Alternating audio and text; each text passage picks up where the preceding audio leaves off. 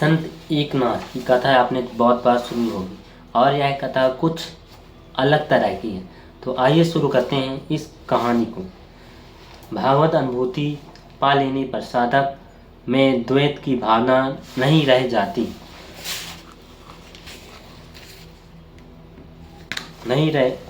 भागवत अनुभूति पा लेने के बाद साधक में द्वैत की अनुभूति नहीं रह जाती। वह सदा दूसरों की भावना से ओतप्रोत रहता है। उसकी दृष्टि में मैं तू या मेरा तेरा कुछ भी नहीं रहता। वह सदैव सबको एक साथ मिलकर रहने की सीख देता है। ध्यान में, मन में, अंतर जगत में और सृष्टि के कण कण में उसे भगवान ही नजर आते हैं। अपनी निश्चल अटल व निष्काम भक्ति से भागवत प्राप्ति करने वाले संत एकनाथ की दृष्टि भी सृष्टि के कण कण में भगवान को देखती थी, क्योंकि उनकी दृष्टि में सदैव भगवान ही भरे हुए थे। इसलिए वे गृहस्थ आश्रम में रहते हुए, संसार में रहते हुए वे लोक व्यवहार किया करते थे। उनके द्वारा पितरों के लिए तैयार किया गया भोजन प्रसाद करुणावश दूसरों को परोस देना, अपने घर में आए हुए चोरों को भोजन कराना, महर के बच्चे को गोद में उठा लेना और उसे उसकी माता के पास पहुंचा देना,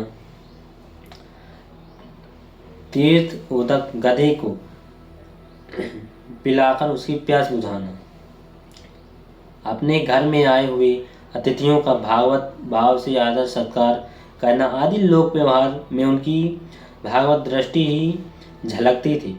दूसरी ओर अपनी स्त्री की पीठ पर उछलकर बैठ जाने वाले व्यक्ति को पुत्रवत माफ करना, अपने बदन पर थूकने वाले यवन को माफ करना आदि बातें उनकी भागवत दृष्टि और परम शांति का ही परिचय देती है।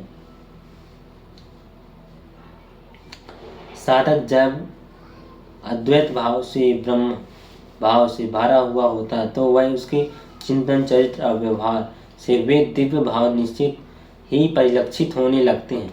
संत एकनाथ भी ऐसे ही उच्च कोटि के संत थे, साधक थे जिनकी दृष्टि हमेशा भगवान के दिव्य भाव से भरी होती थी। उनसे जुड़ी ऐसी कई कथाएं हैं जिनसे उनकी भागवत दृष्टि गोचर होती है और साधकों को आवाहित भी करती है। एक ऐसी कथा जो उनसे जुड़ी हुई है। कथा के अनुसार पैथड़ में एक बड़ी चतुर, सुंदर और नृत्य गायन में निपुण वेश्या रहती थी। संत एकनाथ के यहाँ भागवत भजन कीर्तन आदि अक्सर हुआ करते थे, जिसमें से कोई भी भाग ले सकता था। उसमें आने के लिए किसी को भी मनाही नहीं थी, वह रोक टोक नहीं थी। अपने घर में पधारे लोगों को हरि कीर्तन करते हुए देखकर सुनकर संत एकनाथ के आनंद की कोई सीमा न होती थी। वे बहुत प्रसन्न होती थी। संयोगवश पैथर में रहने वाली वह वेश्या भी उनके संकीर्तन में आने लगी, उनके सत्संग में आकर उनके उपदेश श्रवण करने लगी। उसे सत्संग में बैठ देखकर कई लोग नाक मुंह अवश्य सिकोड़ते थे, पर संत एकनाथ की भागवत दृष्टि तो सब में भगवान को ही देखा करती थी। संत एकनाथ के सत्संग ने धीरे धीरे उस वेश्या पर अपना असर दिखाना प्रारंभ कर दिया। एक दिन वह संत एकनाथ ने पिंगला की कथा सुनाई। कथा का उस वेश्या पर बहुत अधिक असर हुआ। उसे ऐसा लगा मानो उसके चित्त में कोई बड़ी घटना घट गई हो। पिंगला के समान उसके मन में भी वैराग्य उत्पन्न हुआ और उसे अपने पेशे से घृणा हो गई। वह सोचने लगी कि रक्त मांस से बना मनुष्य, यह शरीर मलमूत्र से भरा है। मैंने अब तक ऐसे कितने शरीरों का आलिंगन किया, पर फिर भी कभी जी नहीं भरा। कितनी अभागिन हूँ मैं, जो वासना में अंधी होकर प्रेम रस आनंद स्वरूप भगवान के बजाय काम वासना में सुख ढूंढती रही और अपने हृदय में स्थित आत्मस्वरूप, आनंद स्वरूप व प्रेम स्वरूप भगवान को भूल गई।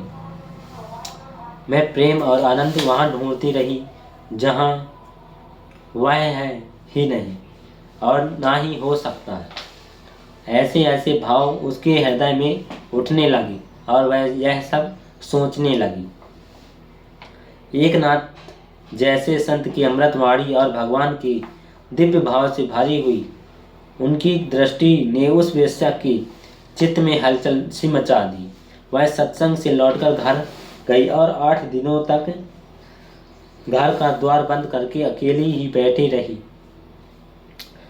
यह वही घर था जहाँ दिन रात ग्राहकों के आने जाने की आहट सुनाई देती थी, पर 8 दिनों से वह अकेले कमरे में बैठी रही।